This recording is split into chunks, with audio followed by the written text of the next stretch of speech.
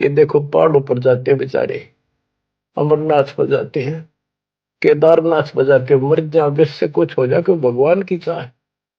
पर इन जड़े ढोलते क्यों मिल रहा था कोई, मिलता होता तो क्या जरूरत थी भगवान ना के सच्ची राह बताने की, क्या जरूरत थी गरीबदास सिंह इतना मोटा कर दर्शन की, और क्या जरूरत थी रामपाल को ये ग्रहण मट्टी करवाने की।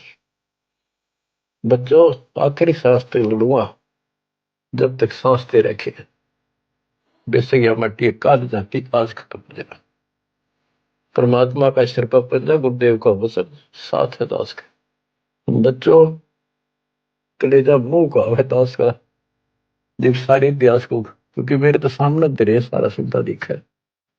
और ये आप भी इतने बुद्धिमान हो जाओ, ये कब तक इसके सड़क सरोवर फिर नरक न कब तक ढोते रहोगे, कितने युग और तक के खाओगे।